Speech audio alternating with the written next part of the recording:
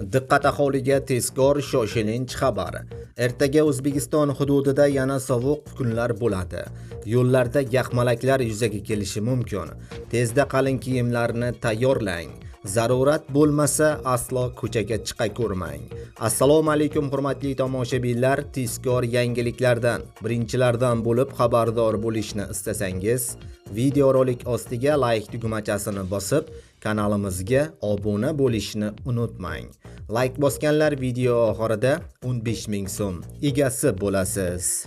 Diqqat! O'zgidromet agentligi 5 mart kuni kutilayotgan ob-havo prognozini e'lon qildi. Unga ko'ra, Toshkent shahrida yog'ingarchilik kutilmaydi. Kechasi va ertalab tuman tushishi mumkin. Harorat kechasi 1-3 daraja sovuq, kunduzi 8-10 daraja iliq bo'ladi.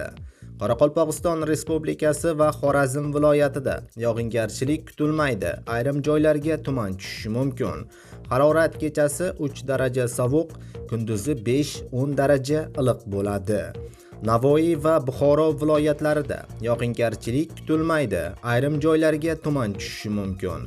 Harorat kechasi 3 daraja sovuq, kunduzi 10-15 daraja iliq bo'ladi. Navoiy viloyatining shimolida esa harorat 2-7 daraja sovuq, kunduzi 5-10 daraja iliq bo'ladi. Toshkent, Sirdaryo, Samarqand va Jizzax viloyatlarida yog'ingarchilik kutilmaydi. Harorat kechasi 3 daraja sovuq, kunduzi 7-12 daraja iliq bo'ladi.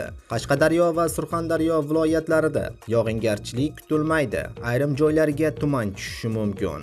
Harorat kechasi 2 daraja sovuq, kunduzi 12-17 daraja iliq bo'ladi.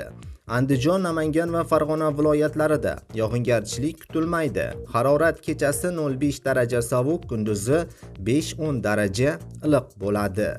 Respublikaning tog'oldi va tog'li hududlarida yog'ingarchilik kutilmaydi. Ayrim joylarga tuman tushishi mumkin. Yo'llarda yaxmalaklar kuzatiladi. Harorat kechasi 5-10 daraja sovuq, kunduzi 0-5 daraja iliq bo'ladi, deyiladi xabarda.